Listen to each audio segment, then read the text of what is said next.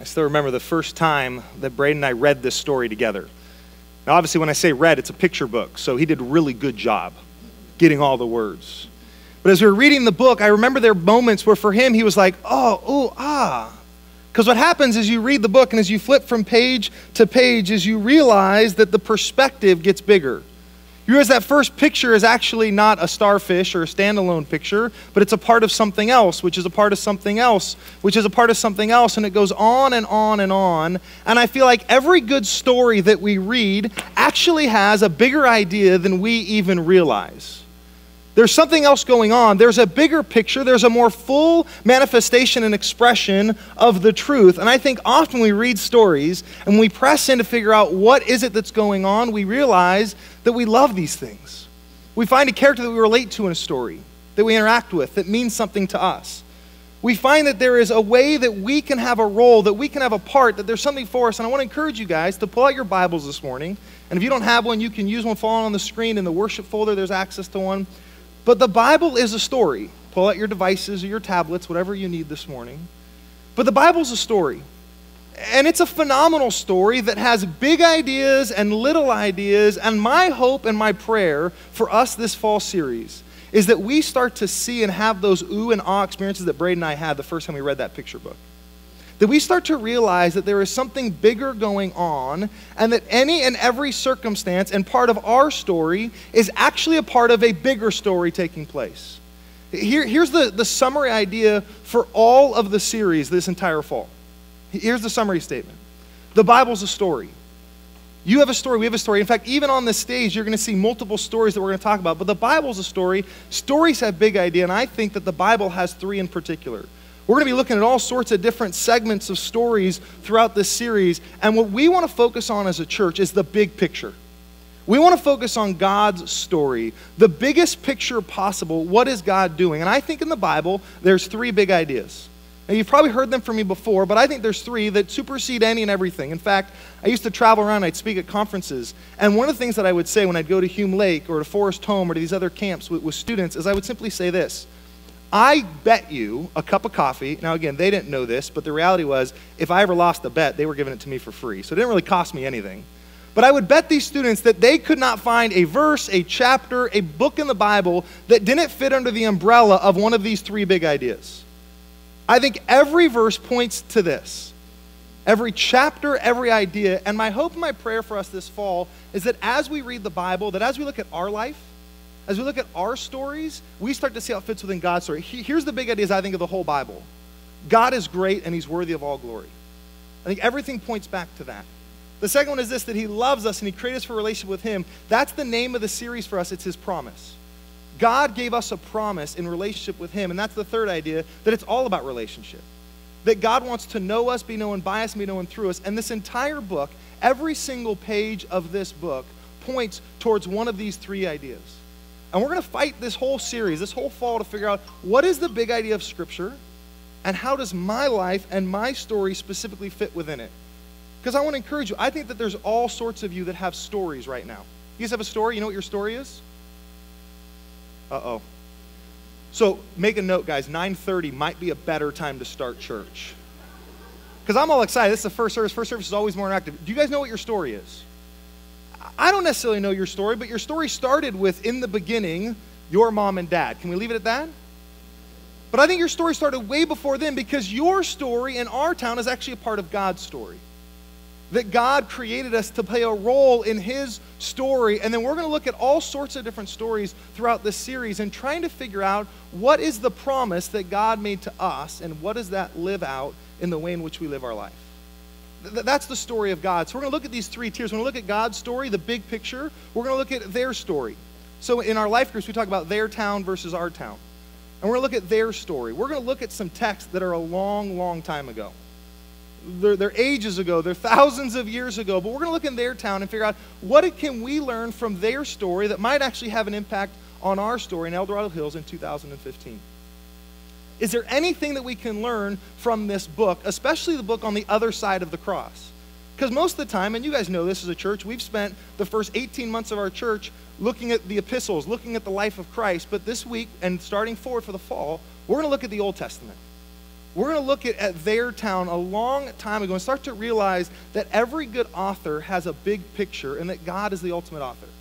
And that God is writing a story for us to recognize not just the truth in their town, but the reality in our town and how it fits within his. So you're going to see me at times dancing around the stage. I know that might be weird for you guys. I normally sit still. I'm in one spot, right? Never. So now you're going to have to remind me. I might find myself stuck over here and I should be over here. So Tom, you're in charge. You just tell me when I need to slide over. So I'm going to do my best, even as we talk on Sunday mornings, to talk about their town and our town, and even at moments, and we don't know the over-under yet. I think someone should put a number on it. The money will go in the building fund that doesn't exist. But how many times I'm going to fall this fall between dancing around the stage? What's the number? 2. There it is. There's the over-under. 2 times in 15 weeks. 5? Okay, so you're taking the over. But we're going to look at all these different stories in these 3 different levels because I actually think that they all go together. It's all a part of the text. It's all a part of the Bible. And it's how the Bible in their town lives out in our town. And that's what we're going to try to do. Now, here's what we're going to do, though, is we're going to go to the Old Testament. We're going to start in Genesis chapter 1. Because what happened in Genesis chapter 1? The beginning. So we're going to go all the way back to the beginning. And I know that people have said, well, Drew, you preach kind of slow. It took you 9 months to get through Ephesians. We're going to do the whole Old Testament in 15 weeks. You ready? Which means you're going to have to buckle up, you're going to have your Bibles, you're going to have to be ready, you're going to have to read on your own, you're going to have to read ahead, read behind, join a life group, plug in, because we're going to go hard and we're going to go fast. But here's my promise to you guys. We're going to fight to recognize what is the promise. What is the big idea? What is the most important ideas within the Old Testament? And we're going to start in Genesis, and Genesis is not like the epistles. The epistles are letter written by somebody to a specific church. Genesis was written, actually it says anonymous. You know, remember Romans chapter 1, verse 1, or Ephesians or Philippians? How does that verse start? You guys remember? I, Paul, an apostle of Lord Jesus Christ, write to you, Ephesus or Philippi or whatever it is. We don't see that in Genesis 1:1.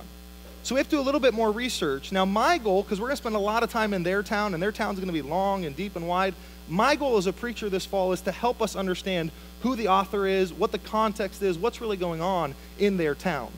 Now, I think that Moses actually wrote the Pentateuch, the majority of it. We call it the Torah, the law. There's different arguments out there. I think that Moses not only gets credit for it from Jesus or from the New Testament writers, but Moses, I think, has allusions to the fact that he actually wrote part of it even within the Pentateuch. It doesn't say I'm Moses, but I think that he is the author. So when we talk about the author, at least once I'll say Paul, because we've hung out with Paul for 1.5 years, but it's Moses. Moses, you guys know who Moses is? We're going to spend time later talking about Moses, but Moses was a spiritual giant in the Old Testament, a leader of the Israelite people, and he's writing this text, these 5 books, and specifically this one book, Genesis, and he's writing it, and here's the reality, he's writing it from the very beginning, I think the first promised land, and just in the book of Genesis, 50 chapters, we're going to cover 2,400 years. You guys know how long that is? No, we can't even fathom what 2,400 years is. We have a hard time even this week. Remember back to 9/11, not even 15 years ago. 2,400 years is the amount of time that elapses from Genesis 1 through Genesis 50. In fact, there's more time that elapses in Genesis than in the rest of the 65 books combined. It's a huge book. We're going to spend 7 weeks. So a little disparity there. We're going to spend 7 weeks looking at Genesis and what actually happens from the garden, which I believe is the first promised land, all the way through the life of Joseph. Now, when Moses writes this letter, I think there's really 4 key themes and a bunch of things that are going to help us as we open the book to help us understand what is Moses doing and why is Moses doing it. It starts with 4 key themes. You guys ever heard of creation? We're going to talk about it later. 3 of you nodded your heads. 4, 5. So we're going to talk about creation. We're going to talk about the fall. We're going to talk about the flood and then the scattering. You've heard of the Tower of Babel. We're going to look at that in a few weeks. And what's really going on in these 4 key events. And then we get to chapter 12 of Genesis, and he's going to look at 4 key characters: Abraham, Isaac, Jacob, and Joseph. There's the outline of Genesis. We got it? Oh man, you guys are on it. So this is the outline. Now, we talk at Vintage Grace a lot about author's intent. That's why we need to know who Moses is. We need to know who the author is to know what he intended. We talk about the authorial impact that the audience has. I want to think about just for a second, who did Moses write this book to? He wrote these 5 books, and he wrote about a purpose. Who did he write it to? Does anybody know? Was it to Drew? No, Drew didn't actually exist then. Who was it to? The Israelites. You see, we talk about the people of God, and we're going to go back this whole fall, and we're going to fight for who are the people of God, what is their town about, and how does my life fit within it. But as Moses writes this book, these 5 chapters, and specifically Genesis, here's what he's writing about. These are his themes for the book. He simply says this, telling the story of God's love, which is Jesus for his people. I want to give you guys a spoiler alert. Every single text in the Old Testament is about this one guy named Jesus. It all points to him. In fact, we're going to see characters within the Old Testament that are actually foreshadowings of Jesus. Adam, like a type of Jesus. Abraham, like a type of Jesus. All sorts of people. Joseph, like a type of Jesus, that are actually all preparing the people to recognize someday Jesus. That's what the entire Old Testament's about. That's what we're going to continue to focus on, that every story, that every character is preparing the people of God to recognize Jesus. Now, how well did that work for Jesus? Did they recognize him when he showed up? No, we remember Good Friday for that purpose, right? Because they didn't recognize him. And I want to go back because it's going to be easy for us this entire series to be really ticked at the Israelites. You ever gotten really mad at somebody before? Because they're just making really dumb choices. And then you realize they look a lot like you because they're your son or they're your daughter. I'm just warning you guys now, we're going to look at a lot of stories this whole fall series that we're going to have a tendency to pick up the stone and want to throw it. Just be careful. That's my only encouragement to you. Just be careful. But as we look at this, we're going to look at the people of God, the Israelites, and how do we play a role? Because here's, I think, Moses' intent. As he writes this book and as he gives these 5 volumes of the Torah, the Pentateuch, to the Israelites, here's what the Israelites are going on right now.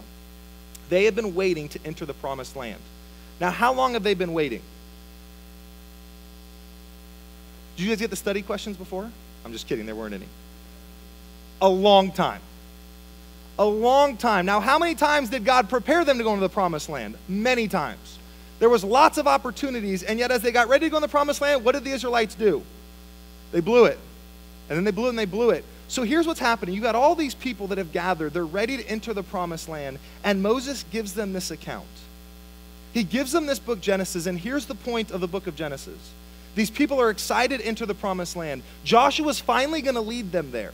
What Moses couldn't do, what Adam got kicked out of, what the people of God failed to do, Moses is going to be the one that gets to not go, that gets to usher Joshua in to going. And he gives them this literature. And he says, I want you Israelites to be ready to go in the promised land. I want you to remember how we got here today. You know how you got here this morning? It's my favorite question to ask at our Elements lunches, which we have coming up. What's one word to describe how you got here? And usually it's a car, or it's a friend, or you walked. Probably not today because of the air quality. But how did you get here? And I think the Israelites need to have that answer for them. The Israelites are going to go in the promised land, and they need to understand how did they get to this point, so Moses writes it out. Moses gives us this history of the entire Israelite people to the point of the promised land.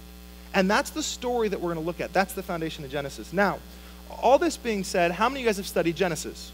Give me raise a hand, just so I know if I need to keep preaching. Okay, so you guys have all the answers. So I could be done. But here's my conviction. I actually think that Genesis is a really hard book to study. I think that a lot of people avoid the Old Testament altogether, and I think there's all sorts of reasons why we do that. And I don't want us to be a church that misses that, because I think we've got to see the stories within the stories that get us to the bigger story. Here are some of the reasons why people avoid Genesis, why they avoid the Old Testament. Because people say, well, Drew, what problems do you have? Drew, do you have any problems with Genesis with the Old Testament? Because we spend most of our time preaching in the New Testament, except for this fall. Let me tell you guys, here are the amount of problems that I have with the Old Testament. You ready? Nothing.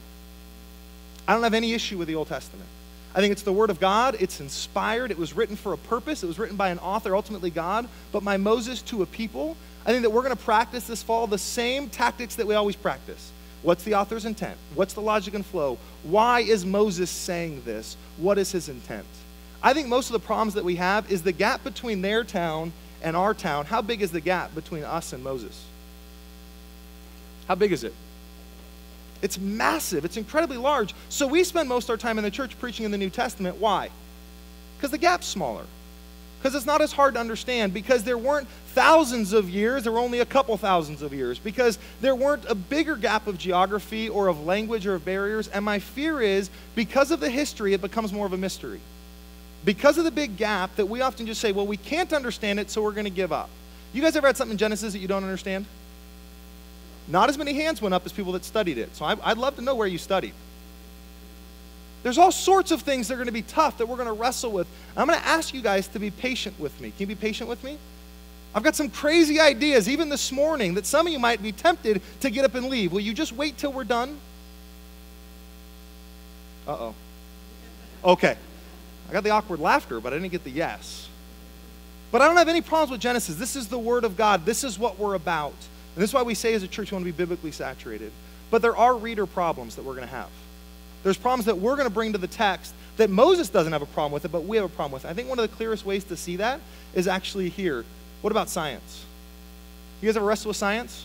How many science teachers are out there? We got any science teachers? Kinda? Okay. How many of you guys love science? I think Jesus said it best. He's walking in with the donkey, and he goes in during Palm Sunday, and he says this, as people are screaming and they're worshiping, they're celebrating his name. He says this, even the rocks will cry out if my people don't. I love that verse. Just in my lifetime, as limited as it's been, I have seen science affirm the Scripture. I have seen science and discoveries that point us towards Jesus and point us towards the historical accuracy of this text like nothing else. I have seen things, and yet I've also heard Christians wrestle with, is the Bible true? Again, hear me loud and clear on behalf of us as a church and elders, yes. 100% all of it. And we're going to wrestle with that this whole series. Even today, we're going to talk about creation. We're going to talk about general revelation versus special revelation. What is it that God's given us? We think general revelation is creation, that all of us see it. What is one thing about general revelation that we've all experienced just today, breathing in the air? What's one thing that we've experienced? Fire makes smoke. Again, that's a general revelation. Did we need God to tell us from the heavens that was true? No, how do we know that? You can spell it. That's general revelation. Special revelation is what God gives us in His Word that allows us to see something that isn't clear to the naked eye or the open senses. Does that make sense? So as we come to the text, we're going to ask God, what are you saying? Why are you saying this? And how does science fit? Because I think it actually does. There's nothing about science that I have a concern with that contradicts this word. And there'll be moments that you'll have questions, and I would encourage you, email me. Send me a note, Drew S. It's one of the only times I'm really going to give you my email address. DrewS@vintagegrace.org. I'd love to talk with you. We'll set up small groups where we can have conversations. Your life groups can talk about this, but I think science affirms the text, doesn't compete with it. And we'll talk about that a little bit this morning with creation. The reason why I think that this is such a big deal, though, to be honest, guys, I think when we come to the Old Testament, we come and we look for answers that the Old Testament author isn't actually addressing. We come to the text and we say, we want to know X, Y, Z, so we go and we try to prove text, and we read something so that we can get the answer that we want. Let me give you an example. Who is Cain's wife? Where did the serpent come from? What does Moses tell us about those things? It doesn't tell us anything.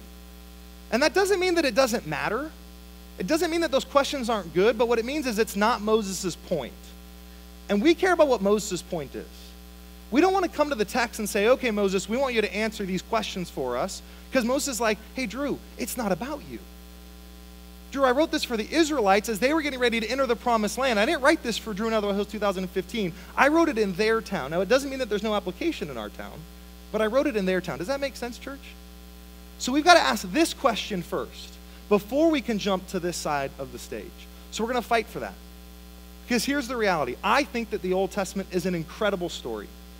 It's an incredible story of a good world made by a good God and man's role in it. And it's the story of the stain of sin which affects and infects all things, and yet God's redemption of it. There's a lot going on in this story. In this series, I want to encourage you, be patient with me, but be excited. I have had so much fun this summer studying the Old Testament. And I got to tell you guys, I'm embarrassed that most of these stories used to be flannel graph stories for me. Most of them used to be things like Moses and Aaron and all these things that I remember they had this cute little flannel graph picture in Sunday school. And my prayer for us this morning and for all evermore is that we start to realize, no, this word is living, that it's alive, that it's active, and that it tells us a story that you and me actually get to be a part of. Would you pray with me? Father God, we just sang a song that said, Lord, I need you. And this morning, we're going to do our best to go back into their town, to look at the book of Genesis, to look at creation, to look at what you were doing in the words of Moses. And I pray for us that we would come open and humbly saying, Father, we need you. You wrote this book. You had an intent. You had a purpose for us. Help us to see it this morning. Help us to understand your word. Bind my words from things that would be counterproductive and not helpful for our people. But may our people see you, and may we say that we need you, and may we live lives that produce the fruit that you are after, which is your glory. all this is about your glory. So be glorified today, I pray. In your name, his people said, amen. All right, we ready? Again, I'm telling you guys, this is going to be crazy. Genesis chapter 1. If you have your Bibles, turn there with me. We're going to go all the way back to the beginning, and we're going to cover an entire chapter of Genesis chapter 1. Here's the text. Who's writing this? Moses. Who's he writing to? Here we go. Man, you're smart. In the beginning, God created the heavens and the earth. You got it? Now, there's no other literature to reference at this point. In the beginning, God. When Moses writes the word God, here's what I think he's telling the people. Understand, you got to stick with me for 5 volumes. That's what Moses says. Moses doesn't give us any context and description about who God is. He's just simply saying this, in the beginning, God. He is anticipating that we will continue to read the book to understand who he means when he says God. So we got to let Moses, as the author, describe what he means by this. He says, in the beginning, God, and I think here's Moses' big idea of chapter 1, verse 1. In the beginning, God created. Who did it? I think that's the big idea of Genesis chapter 1, verse 1. In the beginning, God created the heavens and the earth. God did it. Now, do we all get the big idea? In the beginning, God did what? Created. I am not kidding, church. Would you please come back second service because you're so with me right now? That's the big idea. God did it. We must get that. Now, are we all on the same page? Moses is being pretty clear. In the beginning, God created. We got it? Nod your heads with me. Okay, because I'm going to move on. Here's my concern, though. We often will read an ancient text and words that are ancient words with modern meaning. I'm going to say that again. My concern in America and in the English words is we'll often read an ancient text and we'll apply modern meaning. The word beginning has a meaning to you that it might not actually have had for Moses. I care a lot more as to what Moses meant by beginning than what you think Moses meant by beginning. Does that make sense? Because Moses is the one that wrote it, because we practice author's intent. When Moses wrote in their town and he said, in the beginning, I think Moses did not mean in an instant of time. Now, this isn't just some crazy idea that Drew came up with. I'm letting Moses speak for himself. When Moses uses the word beginning all throughout Scripture, there's a couple of times that it means one particular instant, but for the most part, it means an indeterminate period of time. That's what the word beginning means. It actually doesn't mean at moment zero. It means there was this period of time that God created the heavens and the earth. It wasn't at day zero. It was beginning. It was before. It just happened. Here's some examples of this throughout the text. Now, we don't have time to go through everything, but just for the record, I think it's everywhere. And I think there's really 2 main camps when we think about this. There's 2 main camps that has caused us as the church a truckload of tension. It's caused us tension with the outside world, the pre-believers, and it's caused us tension in our own world as believers. Have you felt that tension ever? Your kids go to public school, you live life, you find yourself getting into a fight with people. In the beginning, God did it. And there's 2 main camps. There's evolutionists and creationists. Are you with me so far? Now again, this isn't going to be an hour sermon, so I'm going to go quick. But within these 2 main camps, I think it's caused this tension with pre-believers that I actually think if we just read the text the way that Moses intended it to be read, it wouldn't cause us any tension. Did you hear what I just said? We've had these fights for thousands of years, and I think if we just read the text the way Moses intended us to read it, we wouldn't have many of these tensions. Here are the 2 different camps. Now, within this camp, let me be perfectly clear. I am not an evolutionist. I don't believe in random happenstance. I believe in a creator, and I fall in this latter camp. I actually pray that many of you do too. If you don't, I'd love to have a conversation about that. But for those of us at the church, we believe in creation. But even within creation, there's different camps, right? There's all sorts of different ideas, and this is where we start to fight with each other. What do you believe? What do you believe? How many of you guys have gotten into a fight with someone about this? Come on, be honest, church. Stop fighting! Here's the different camps, and I'll do my best to be clear about it. I think there's 2. The first one's the creationists. They believe in a 24-hour literal day. Do not raise your hand. Some of you believe that. I love you. Got it? Some of you believe in progressive creationism. They call it like gap theory. If you believe in creationism, often here's one of the things that you're saying is you believe in an old earth. And you look for science, it'll say that God created the earth being old because science has been very, very clear that the earth is older than what the Bible, quote unquote, shows it to be. That's what the creationist believes more often than not. They believe that God created the earth older, that they were 24-hour days. When we get in chapter 1 and we say day 1, day 2, day 3, that they hear 24 hours. Now, the second category, the progressive creationism, they don't believe it's 24 hours. They believe that there were these gaps. There was this period of time that the word "om" means something a little different than what we interpret it to mean. Does this make sense so far? I'm hoping that you're staying with me. Here's the two main camps. I'm going to encourage you guys this morning, I don't actually buy either of these. Are you with me so far? I'm going to present to you guys a third option or a third idea. I actually think that we came from aliens.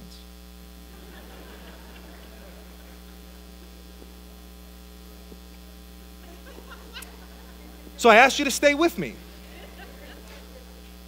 Now, let me be perfectly clear. That is not what I believe.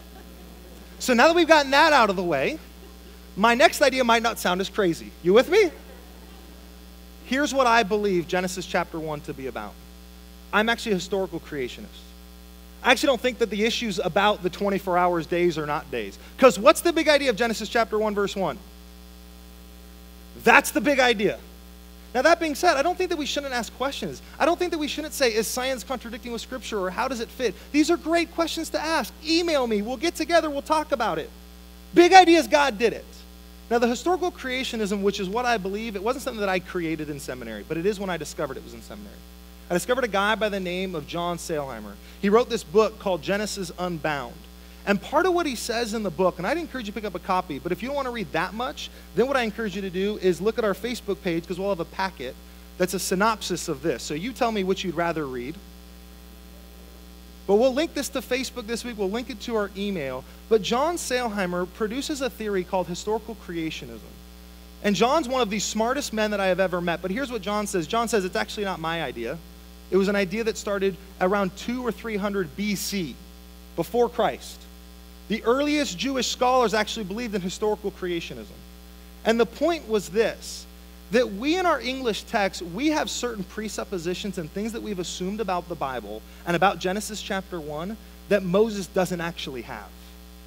When Moses writes Genesis chapter 1, he actually isn't writing it the way that we want him to write it.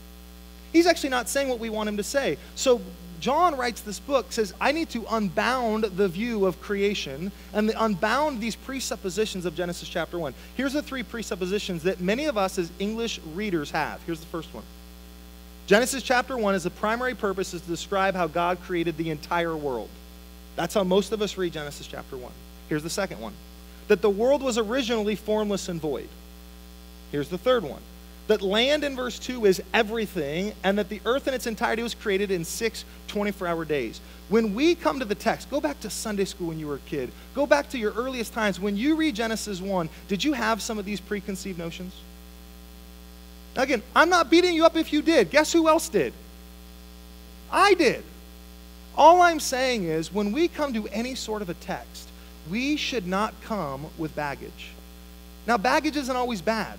I plan to go to Hawaii soon. When I go to Hawaii, I'll bring some baggage. Swimsuits, Speedos, if my wife will let me. Baggage can be good things, but often baggage is really bad. Like that brick that you carry in your suitcase because now you have to pay extra money because it's over 50 pounds. I grew up in the church, guys. I had these same presuppositions. There are lots of really, really, really good things about growing up in the church. There's some not so good things. There's some things that I have from the church, and this would be an example of 3 of those, where I come to a text and I already know what it says. Some of you guys had that this morning. Some of you guys have that about our fall series. I've heard that from some of you. You weren't telling me. You just didn't know I was behind you. I already know the Old Testament. I got those 15 stories down. No, you don't. You don't. I'll tell you what. I've spent my life studying the text. I don't. And I'm pouring into the text, and I'm realizing things that I think they were always there. These aren't new discoveries. This is what the Israelites believed forever. John Sailhamer's not the guru. He's just helping us realize that we had all these presuppositions, and we must be careful when we read the text to not make it say something that it never intended to say. We must be careful as we approach, because this is the Word of God, and we want to let God speak for God. So can we do that this morning?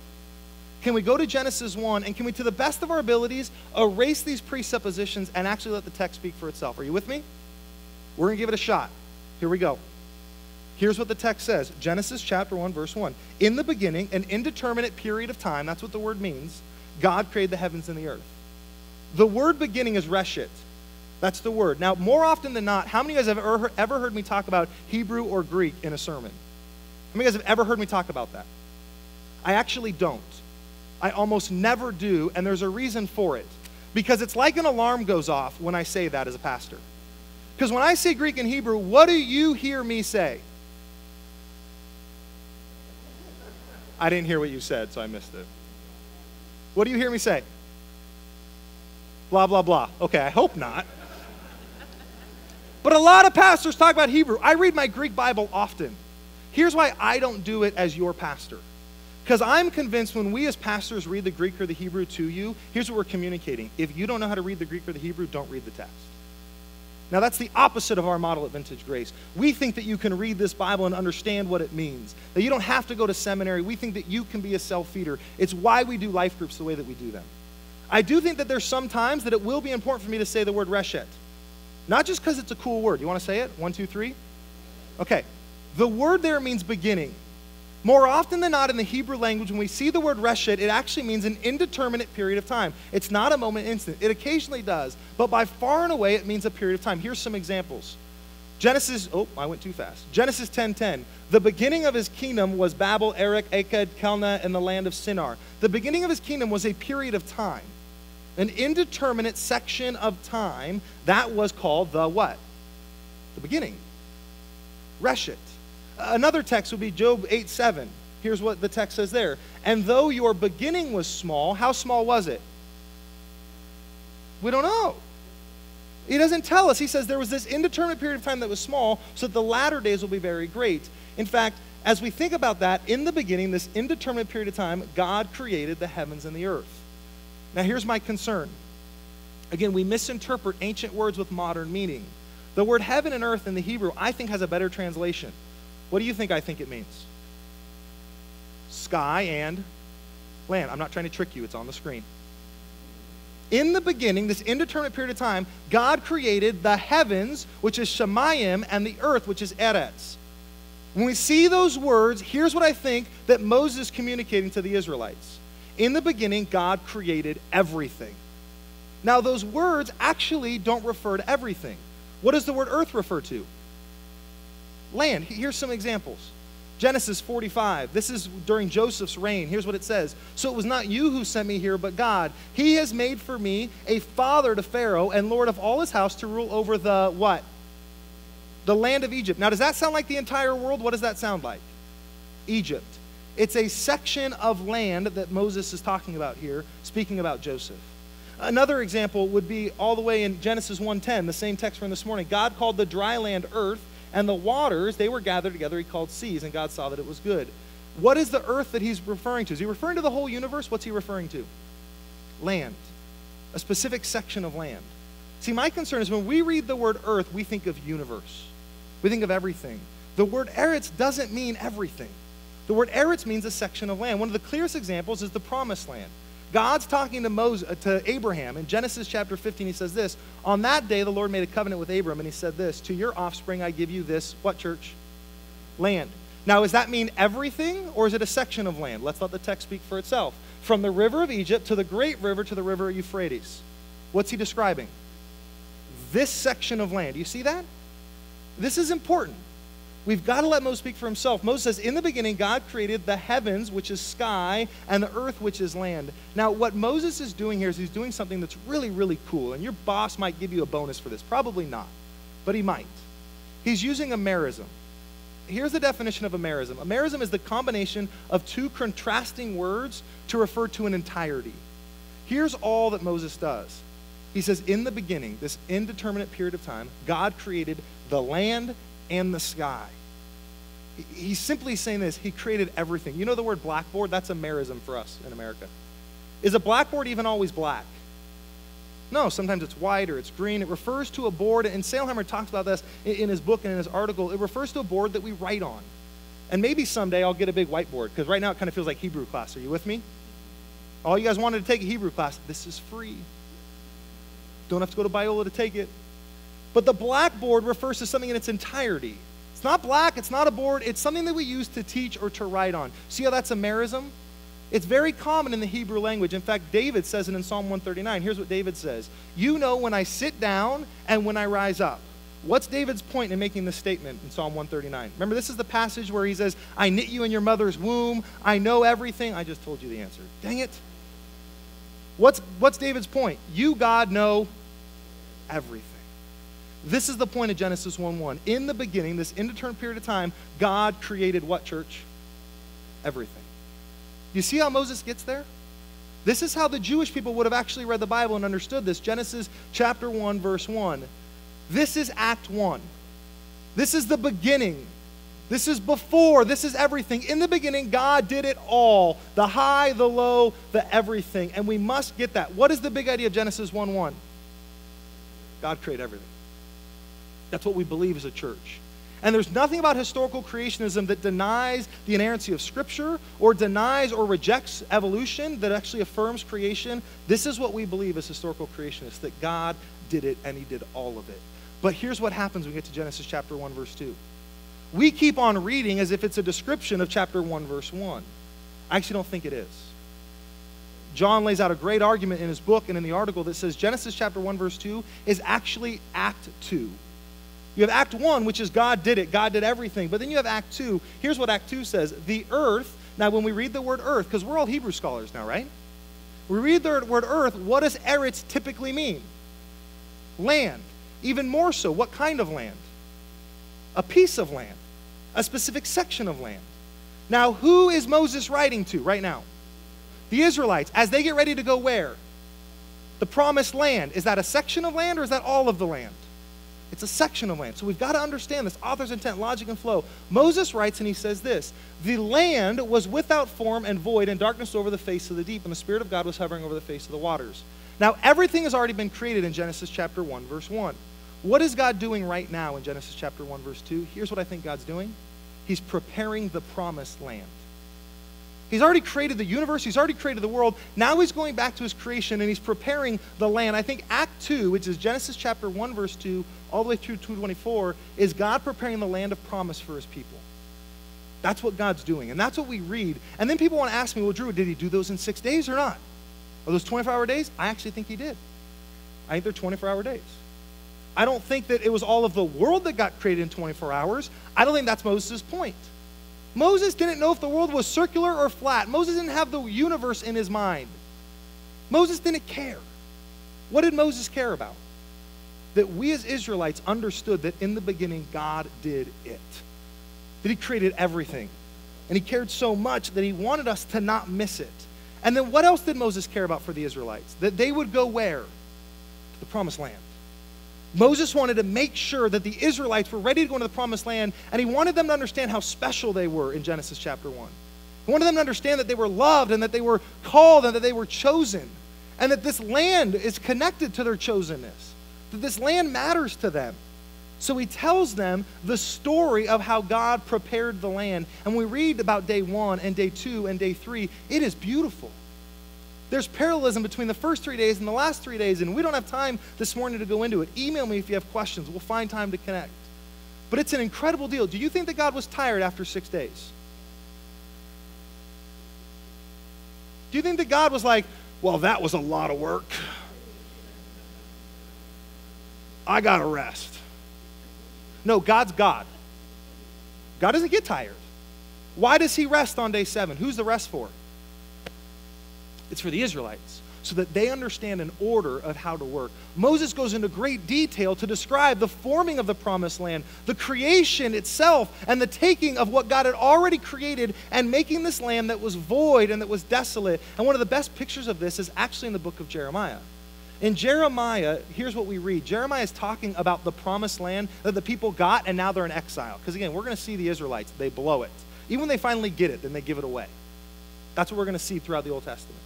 And here's Jeremiah's description of the promised land. I looked on the earth, the land, the Eretz, and behold, it was without form and void.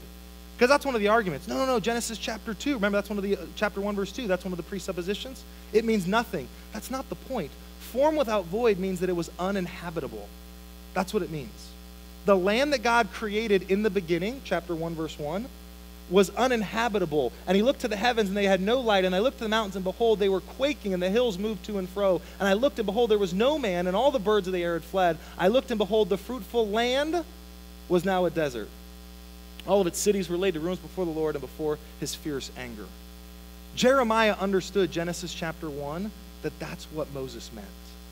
That Moses meant in chapter 1, verse 2, it wasn't about the creation of the entire world. It was about the creation and the formation of a promised land for the people of God, because that was central to what God was going to do for his blessing. Are you following me? Woo! Okay, Hebrews done. We're good? You don't have to buy this, but for many of you, this will actually relieve tension. Some of you are embarrassed that you believe the Bible because you think that science contradicts it. I don't think it does. Not at all. I think it affirms the Bible. I think the Bible shows us that God in the beginning created everything. I think science shows us. I was with a scientist just recently, not a believer, a pre-believer. He's on my pray watch list. And he simply shared with my friend, he simply said this. He said, I don't believe in God at all, but I do believe in a creator. That's what science tells us. Science tells us that it's beyond a shadow of a doubt. That's why we write movies about expelled and all sorts of things, because science screams that. And Genesis chapter 1 is no different. Genesis chapter 1 says, in the beginning, God did it. And Genesis chapter 1, verse 2 and on says this. Here's what God did. He prepared a land to be habitable for his people. Because without all of creation, you know that there's a climax in creation? There's a period of creation where God went from saying things were good to saying that it was very good. You remember what happens between good and very good?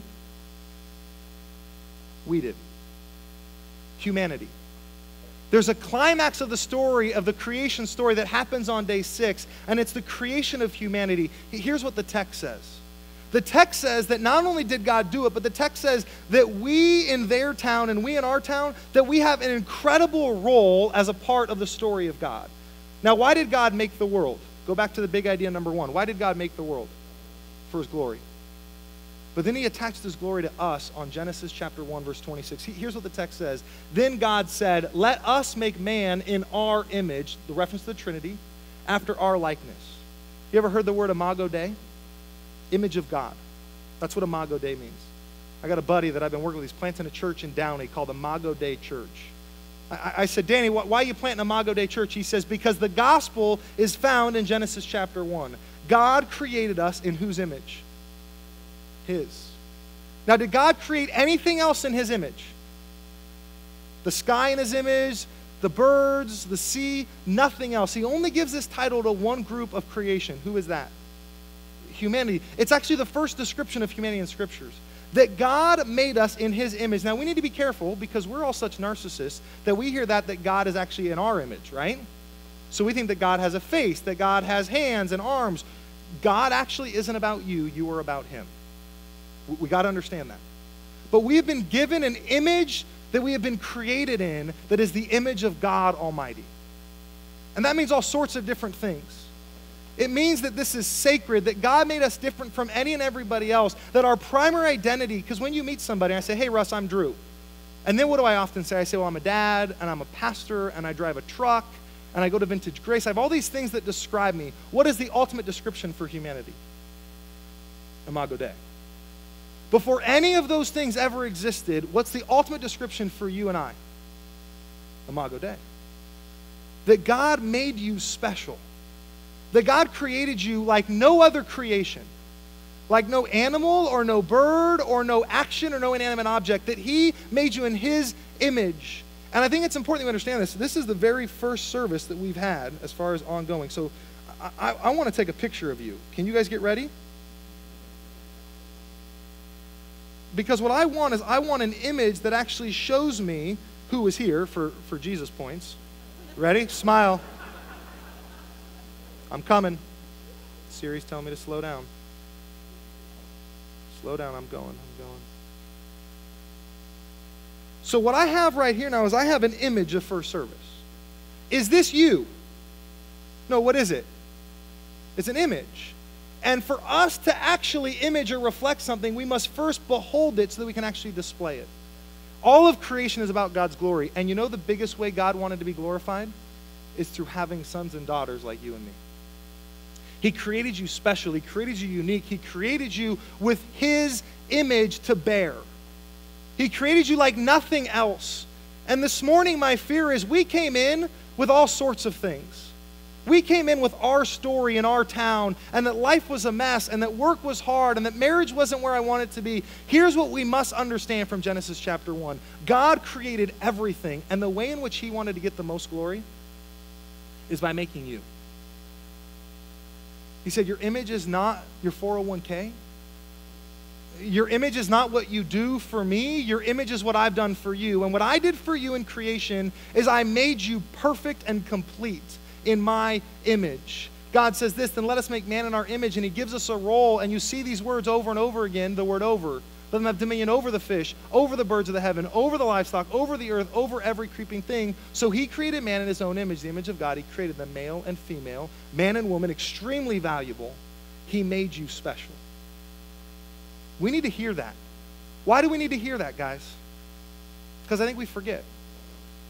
Because I think that we live in a world in our town that we evaluate and we compare. Comparison is exhausting. We look at other people and say, well, am I as good as them? I don't know, but Genesis 1:26 is as good as it gets. You are made in God's image, and he gives us this role, and his role is to steward his stuff. That's the role he's given you and me. Steward the resources you have, steward the creation that he just made, which is beautiful. He says you're going to subdue it and have dominion, and he blesses us on purpose. He blesses us to say, I'm going to give you as the people a role to live out my glory. You ever watch a story and you say, man, I want a role in that. I want a piece of that. The greatest story ever written was that God, the Father, the Son, the Holy Spirit, made a world, and he put you and I in it to have a role. And our role is not just to lord over people. Our role is specifically to have a priestly role. That God says, I made the best thing ever in the world, and I'm going to entrust somebody to care for it. And who does he trust? Does he trust the dogs? Does he trust the birds? Who does he trust with that role? You and me. God made you special. God gave you a purpose, and God doesn't just call the gifted, God gifts the called, and he called us his sons and daughters, and he gives us this gift. He gives us the capacity to love. He gives us language. He gives us moral judgment, rationality. He gives us the opportunity to appreciate beauty, to see something and to say, wow. Like no other creation, he gave that to us as humanity, and he does that for a role and for a purpose, and he gives us everything. You see this text? The end of Genesis chapter 1, and God said, behold, I have given you everything. Because if God is for you, he's for you to be for him, and he gives you everything that over the face of the earth, and every tree with seed in its fruit, and you shall have them for food, and to every beast of the earth, and every bird of the heavens, and to everything that creeps on earth, and everything that has breath of life, I have given every green plant for food. Do you get the idea, church? What is God holding back from us this morning? Nothing. Is this good news? God made you. He made everything, but what did he make that was really, really, really special? Anyone insecure? I am. I got to memorize Genesis 1:26. God did everything, and what's the best thing he did? Verse 31, it says it this way, and God saw everything that he had made. Now we're after day 6. He saw Adam, he saw Eve, he saw it all, and this is what God says, and now it was very good. And there was evening and there was morning, and that was the end of the 6th day. Guys, I don't know your story this morning. I don't know what you walked in here. If you're a guest, if I've never met you before, I'm Drew. Welcome to Vintage Grace. I believe you were created in God's image. I believe that God gave you a role, that he gave you a heartbeat, that he gave you breath in your lungs so that you might play your role. And maybe this morning we look at these big ideas of this series. Maybe this morning your story's just starting. Maybe this morning you haven't been a part of the story of God for a long time. Let me encourage you, you actually have been. You just don't realize it. As you read the book and as we zoom out, God is doing something in your life, in our life as a church. And maybe this morning it's just the start of your story coming back to God. Maybe this morning your story is simply this. You've realized that God is a lot bigger than you think he is. That the idea of zooming out has already happened. Maybe this morning your story is also this. It's that you need to realize that you have nothing to be insecure about. Nothing. God has made you exactly the way that he wants you, and you are his, and he is yours. Stop trying to be something or someone that you're not, because you're robbing God of the glory of you being you. That's how God made you. And this morning we're going to read Genesis chapter 1. The band's going to come out and we're going to play and we're going to sing and we're going to worship. And I want us to worship first through word before through song. I want us to listen to Genesis chapter 1 being read, and I want us to picture the heavens and the earth, everything in 1:1 being created, and then I want us to picture how much detail and attention that God did so that you and I can be prepared for the promise. Father God, we come before you right now and we ask you to speak to us through your word. We believe that your word is living and active. We believe that your word in their town shows us a truth about you that needs to have implications in our town, and that in our town we need to see that you are not only real, but that you are present and active in our lives. Many of us have lost sight of the fact that we are not receiving the truth of your story in our life. So help us this morning to realize who you are. Help us this morning to embrace who you are so that we might actually see it and behold it so that we can be it for a world that so needs you. In the beginning, God created the heavens and the land. The land was without form and void, and darkness was over the face of the deep, and the Spirit of God was hovering over the face of the waters. And God said, "Let there be light," and there was light. And God saw that the light was good. And God separated the light from the darkness.